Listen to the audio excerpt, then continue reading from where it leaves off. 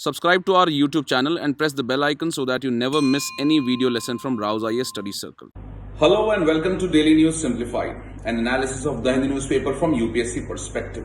Today we will discuss the Delhi edition of the Hindu newspaper dated 24th January 2022, and the articles that we will discuss today are displayed on your screen. So let us start the discussion. This article has been published in today's newspaper in the text and the context section, where an explainer has been provided regarding the recommendations that were provided by the TSR Subramanian Committee report, which was published on environment. Now, this TSR Subramanian Committee report was published back in 2014. However, the recommendations of this committee were not accepted by the government, and the parliamentary committee rejected the recommendations of TSR Subramanian Committee. In this regard, one of the proposal of the TSR Subramanian Committee report on environment was creation of Indian Environmental Services on the lines of IAS, IPS and Indian Forest Services. However, the government of India back then in 2014, when the report was published, did not accept this proposal of creation of Indian Environmental Services. However, now a plea has been filed in the Supreme Court of India by an activist which calls that the government should take decision on Indian Environmental Services. And in this regard, the Supreme Court has asked the government of India if the government is considering the creation of Indian Environmental Services or not. However, from exam perspective, let us restrict ourselves to the recommendations that were provided by the TSR Subramanian Committee, because more analysis and issues related to this will come in the editorials and the articles in the coming days. So when these articles appear in the newspaper, an analysis of the recommendations will be done. However, presently, let us focus on what were the key recommendations of the TSR Subramanian Committee report, which can be important for us from the General Studies Paper 3 point of view in the topic environment. So let us look at these recommendations now. Now, if you look at the recommendations that were provided by the Subramanian Committee report on environment, it first proposed that all the green laws in India should be integrated and amendments should be made to all these green laws, which include laws related to environment, forest, wildlife and coastal zone clearances. You might be aware that presently we have the Environmental Act of 1986, we have the Forest Act, also we have Wildlife Protection Act 1972. So the TSR Subramanian Committee focused on amending all the laws in India related to environment, including the Environmental Protection Act 1986, the forest laws as well as the Wildlife Protection Act, and also the coastal zone clearances. Further, regarding a proper and streamlined management of the environment related issues, the committee proposed an Environmental Laws Management Act ELMA. In this regard, it provided for creation of two full-time expert bodies by the name National Environmental Management Authority at central level and State Environmental Management Authority at the state levels. So these were the two bodies that were conducted to provide clearances and look at the issue of environmental clearances from a scientific point of view. And that is why these bodies, the NEMA, that is the National Environment Management Authority, and the SEMA, that is the State Environmental Management Authority, would evaluate project clearances using technology as well as expertise, and that too in a time-bound manner. And these will also provide single window clearances to the environmental projects. So this was proposed by the TSR Subramanian Committee regarding provision of providing the environmental clearances to various projects in India. Now, in this regard, you might be aware that a debate is already ongoing regarding the issue of economic development and also environment protection on the other hand. And at times we see that to focus on economic development, the countries at times ignore their environmental issues, and that is why they try to bypass the environment protection laws, etc. Now in India, we all are aware that environment impact assessment is done and a clearance has to be taken from the Environment Ministry. However, at times the proposal or the clearance for the projects is not provided in a time-bound manner. And also the environmental impact of many economic projects is ignored by the government at times. So in order to streamline and make the clearance process more scientific and based on expertise, the TSR Subramanian Committee suggested the creation of these two full-time expert bodies, which will be composed of technology experts as well as environmental experts who will provide clearance to the economic projects and their associated environmental impact. Further, the TSR Subramanian Committee also focused on fast-tracking the procedure for linear projects like roads, railways, as well as transmission line, power, as well as mining projects, and also any other project which is of national importance. So for all these projects which are of importance for nation, plus the linear projects like road, railways, which are seen as important for the infrastructure development in the country, the committee provided for a fast track procedure for all these projects. Further, if you look at the issues related to air pollution and water pollution, we already have the Air Act and the Water Act. In this regard, the TSR Subramanian Committee recommended that the Air Act and the Water Act should be subsumed within the Environmental Protection Act itself. So this was also another recommendation. In line with the recommendation of merger of the Air Act and Water Act in the Environment Protection Act, the committee also recommended that the Central Pollution Control Board and the State Pollution Control Board, which are responsible for taking or monitoring the industrial pollution that is existing in terms of air pollution and water pollution, they should also be integrated into the NEMA and the SEMA that are to be created at the central and the state government level. And these are the bodies which would be responsible for environmental clearances also. And on the other hand, these will also be responsible for any kind of industrial pollution and monitoring of such pollution that is created by industries in this regard. So that is why the committee proposed the merger of Central Pollution Control Board and the State Pollution Control Board into National Environment Management Authority and the State Environment Management Authority respectively. So in short, the committee recommended that the multiple institutions that are working towards the protection of environment and the multiple laws that are existing related to environmental management should be merged into single point authority as well as single law, so that the environmental clearance to the economic projects can be provided in a time-bound manner and also by the experts as well as technology experts. Further, in case of any issue, an appellate mechanism was also proposed by the TSR Subramanian Committee. And this appellate mechanism was available against the decisions that were taken by the NEMA or the SEMA as well as the Ministry of Environment and Forest. In this regard, the committee recommended that the appeals should be finalized or disposed within a deadline of 3 months from the date on which appeal has been filed against the decisions of the NEMA and the SEMA regarding the project clearances, etc. So this was another suggestion regarding the appellate mechanism against the decision that is taken by the National Environment Management Authority as well as the State Environment Management Authority. Besides this, there were 3 other important recommendations of the TSR Subramanian Committee. First was environmental reconstruction cost. That is, it wanted that if any project is implemented on ground, the environmental reconstruction cost should be assessed for each project on the basis of the damage it causes to the environment, and this should be added into the cost of the project itself. Further, this should be collected by the government in the form of a cess till the lifetime of the project. So this was one suggestion of the TSR Subramanian Committee regarding the environmental reconstruction cost. Besides this, to improve the knowledge and understanding of the environmental issues, the committee also recommended the creation of National Environment Research Institute on the lines of Indian Council of Forest Research and Education. And last but not the least, one of the important suggestions of the TSR Subramanian Committee was the creation of Indian Environment Service to recruit qualified and skilled human resource in the environment sector. So in this regard, the committee recommended that the Indian Environment Services were important for streamlining the governance related to environment in India. So if we revise the key recommendations of the TSR Subramanian Committee, first of all, it proposed amendments to all the green laws in India. Then it proposed the Environmental Laws Management Act or ELMA. Further, it proposed the creation of full-time expert bodies in the form of National Environment Management Authority and State Environment Management Authority at the state level. And these authorities would be responsible for project clearances using technology and expertise, plus also they will act as single window clearance system for project clearance. Also, they proposed fast tracking of procedures for linear projects as well as projects of nation importance. And at the same time, they proposed the merger of Air Act and Water Act into the Environment Protection Act itself. And in line with this, they also proposed that the Central Pollution Control Board and the State Pollution Control Board should be merged with the National Environment Management Authority.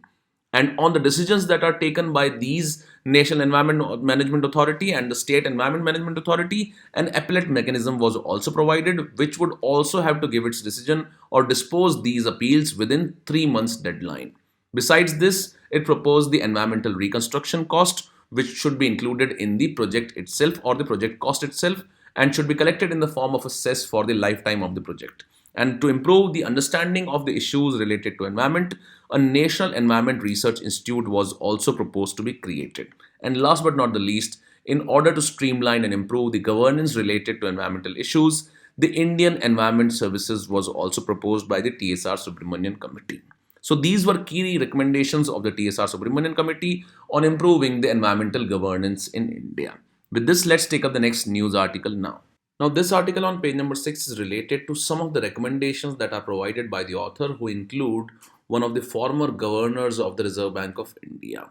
Now, these suggestions are regarding the upcoming budget and the areas on which the government of India should focus during the upcoming budget. Now, this has been talked about because during the pandemic, we have seen that India's GDP growth rate has taken a big hit, and this has largely been because of the fall in demand as well as fall in the investment in the Indian economy. And if you are aware of the GDP growth rate figures, it was around minus 7.5% for the first time in the last 41 years since 1978-80. So this shows that the pandemic has adversely impacted the Indian economic growth rate, and this has largely been because of fall in demand as well as fall in the investment.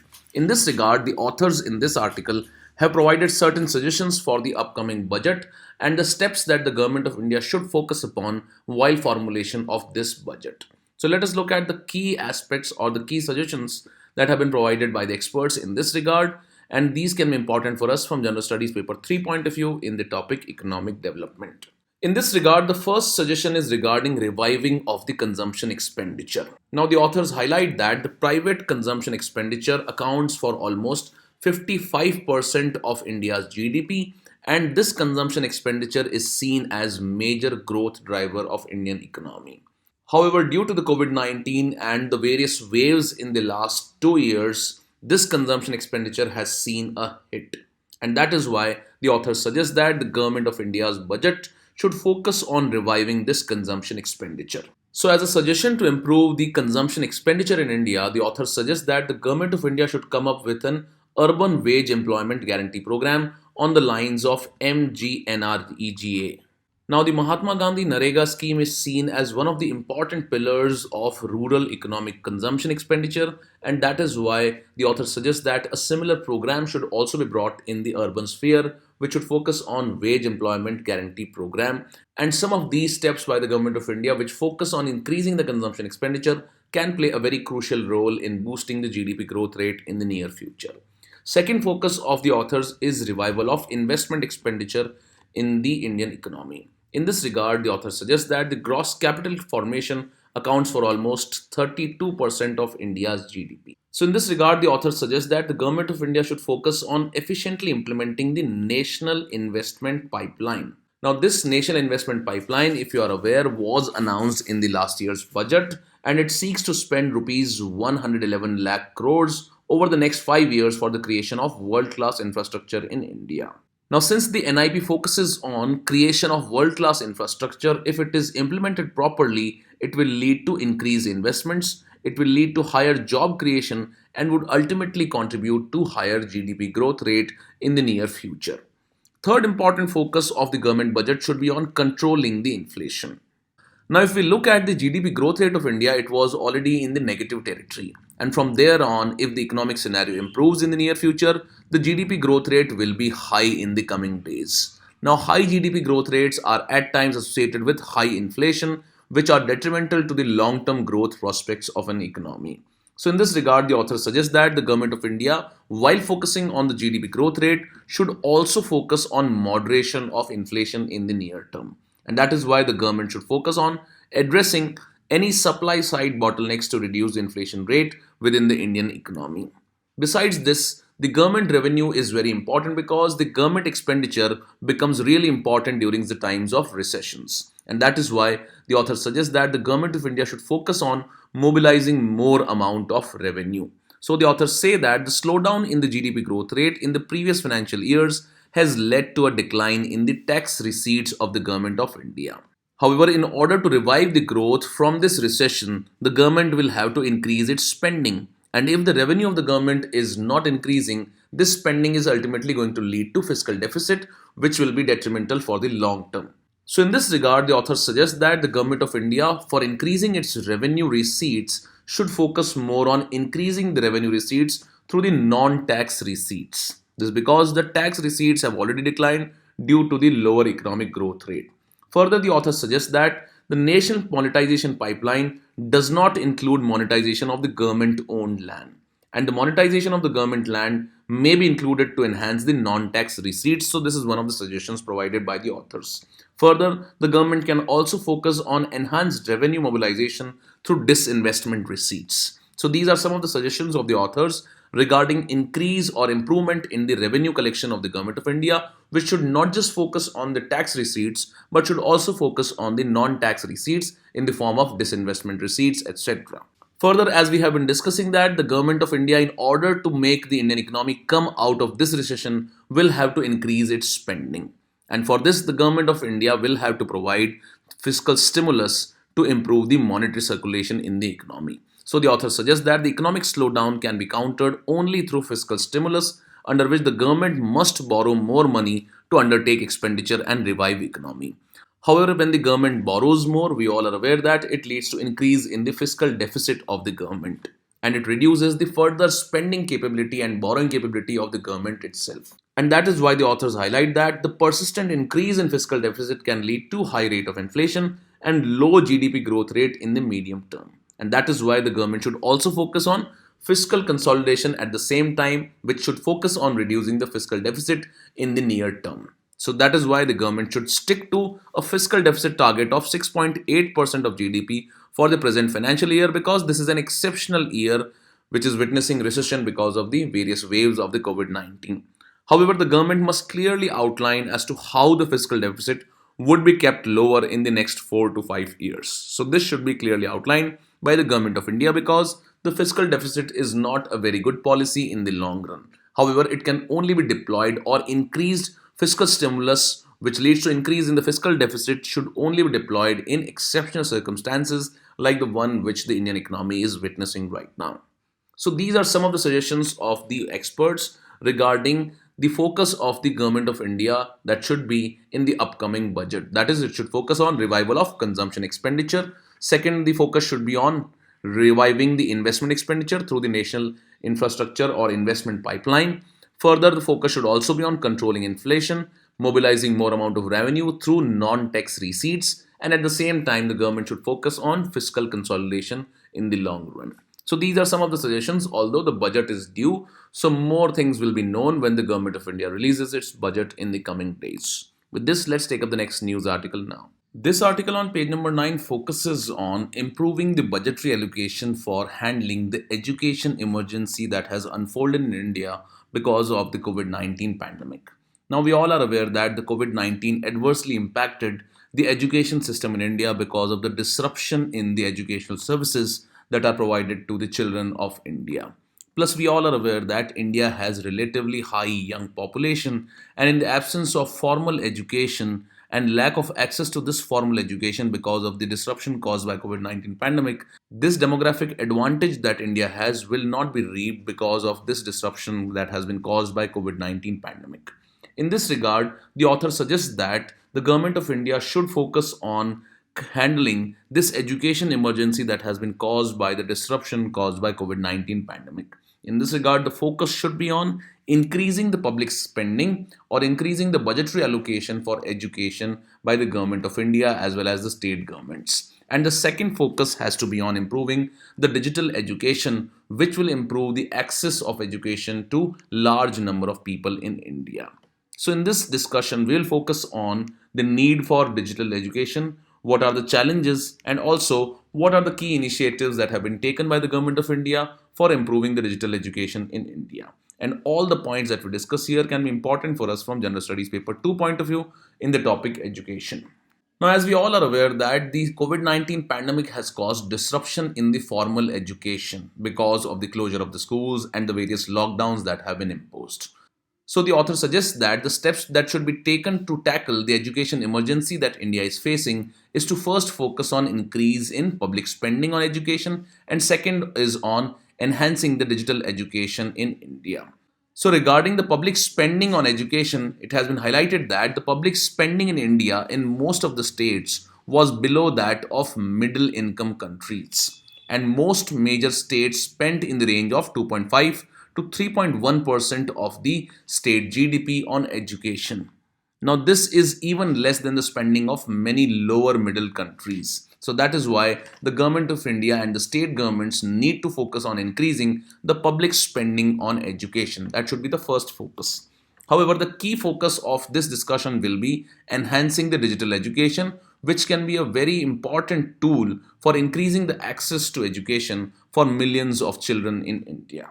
Now, looking at the importance of digital mode of education and what is the need for enhancing the digital mode of education, let us first understand that it is very important for improving the learning outcomes. Now, if you look at the present level of learning outcomes, the various ASER reports have highlighted that the Indian students face issue in terms of basic learning outcomes, which include outcomes related to maths or basic science. And that is why it has been suggested that the traditional mode of face to face teaching should be blended with online education in order to improve the outcomes from the traditional classrooms. Second point that highlights the need for enhancing digital mode of education is imparting 21st century skills to our children. In this regard, the National Education Policy recommends leveraging digital education to improve the learning outcomes and imparting these 21st century skills. Now, these skills can include critical thinking, creativity, collaboration, curiosity, and communication, which are seen as key outcomes of the education, and that is why they have been incorporated in the National Education Policy. And for this, or achieving the purpose of the National Education Policy, digital education has been recognized as one of the important tools by the Government of India. And last but not the least, to reduce the adverse impact of the COVID-19 pandemic and the disruption that has been caused in the education sector, so in order to improve the access to education of millions of the children, the digital technology can be leveraged in the education field. So these are the three important things which highlight the need for increasing the digital mode of education in India. However, the digital mode of education is not free of challenges. So let us look at what are the likely challenges that India is going to face or we have been facing till now in terms of implementation of digital mode of education. Now, looking at the challenge, first challenge that the India faces is the digital access divide. Now, this is commonly called as the digital divide because the access to digital technologies is very low in the rural parts of India as compared to the urban areas. So, if you look at the digital devices access or the access to digital devices of the population of India, it is high in the urban areas and in higher socioeconomic groups. However, if you look at the rural population and the lower socioeconomic groups, the access to digital devices is very low. That is why it has been said that the urban areas and higher socioeconomic groups have adequate access to digital devices, whereas public schools or rural communities have lack of access to these basic information communication technology infrastructure such as projectors, etc. Further, if you look at the internet penetration in India, it is low in the rural parts of India. And if you look at the rural part of India, only 32% of the people aged about 12 have access to internet versus 54% in the urban areas. And this hampers the ability to adopt to digital education in the rural areas. So the rural areas are much at disadvantage in terms of leveraging the benefits of digital education because of the digital divide and low internet penetration. Another challenge with the digital education is that the education in the digital format is not easily accessible in the vernacular languages or the local languages. And most of the socio-economically disadvantaged sections plus the rural education or education in the rural areas is mostly imparted in vernacular languages. And that is why the digital education mode becomes a barrier in terms of providing access to education in vernacular languages. Third major obstacle in the imparting of education through the digital mode is that there is shortage of trained teachers. And this shortage of trained teachers in the digital mode of education is another barrier or creates another challenge in terms of increasing the access to digital mode of education in different parts of India, especially the rural India.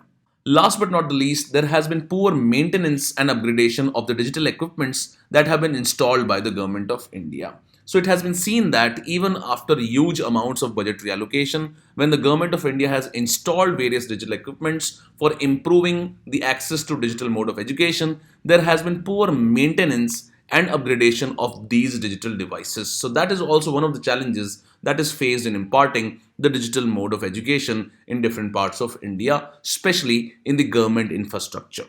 So, after looking at some of these challenges in the leveraging of the benefits of digital education, let us look at some of the programs that have been started by the Government of India for increasing the digital education activities in India. Let us look at all these initiatives now. Now, key initiatives of the Government of India to boost digital education activities include the National Digital Education Architecture, PM eVidya program, Diksha, Swayam, and the Nishtha programs. Now, regarding the National Digital Education Architecture, it was announced in the Union Budget of 2021 and 22, and this was established to strengthen the digital infrastructure and support the activities related to educational planning. Further, the PM eVidya program was launched back in 2020 to make e-learning more accessible for Indian students and teachers and promote and strengthen digital education in India.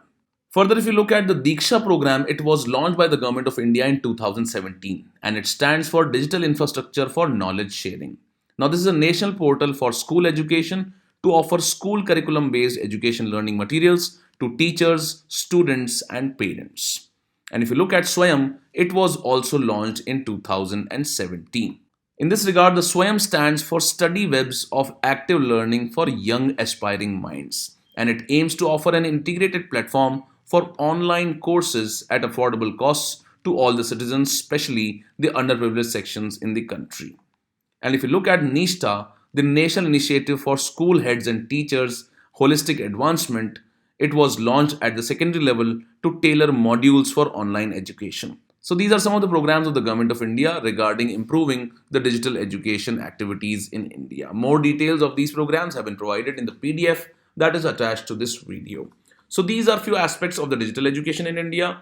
What all are the challenges in imparting digital education, and what all steps have been taken by the Government of India in this regard. With this, let's take up the next news article now. This article on page number 4 is related to one of the important events of history in Gujarat.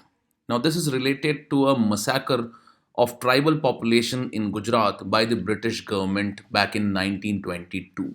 And this event of tribal massacre by the British government is seen as parallel to the Jallianwala Bagh incident that happened in Punjab. So let us look at key aspects of this tribal massacre that happened in Gujarat under the British rule. And this can be an important topic for us from history point of view. Now this is in news because the Gujarat is going to depict a tableau of this British massacre of tribals in Gujarat back in 1922 at the Republic Day parade.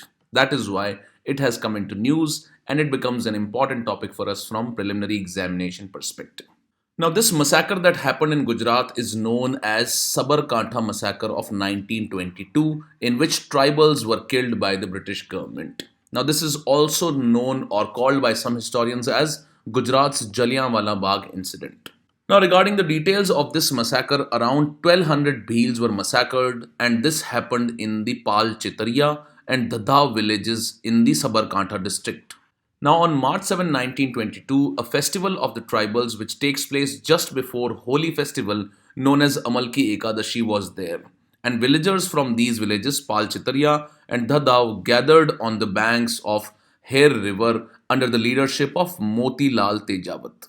And this tribal population gathered under the leadership of Motilal Tejawat to protest against the land revenue tax or Lagan that was imposed by the British and the feudal lords of this region. Now, this incident has been mentioned in one of the important books known as Gujaratna Kranti Tirtho, which was written in 2009. And this book throws light on this particular incident. Now, Mewar Bhil Corps, which was a paramilitary force raised by the British government, heard about the gathering of Bhil population on March 7, 1922 under the leadership of Motilal Tejawat, which protested against the land revenue tax or Lagan imposed by the British and the feudal lords. And after a speech by Motilal Tejawat at this gathering, about 2000 Bhils raised their bows and arrows and raised the slogan, "We will not pay the tax." And in response to this, the Mewar Bhil Corps commanding officer H.G. Sutton ordered his men to fire. In this regard, some of the people died because of the attacks by the bullets, and others jumped into two wells which are known as Dhekadiya and Dudhiya. Now, this incident is similar to the one that happened in Jallianwala Bagh, where there was a narrow opening and people could not run out when General Dyer ordered firing on helpless population. So this is a very similar incident, and that is why it is known as Gujarat's Jallianwala Bagh. Now, in this regard, the British government claimed that only 22 people were killed. However, the local Bhil population believes that around 1200 to 1500 people died in this battle.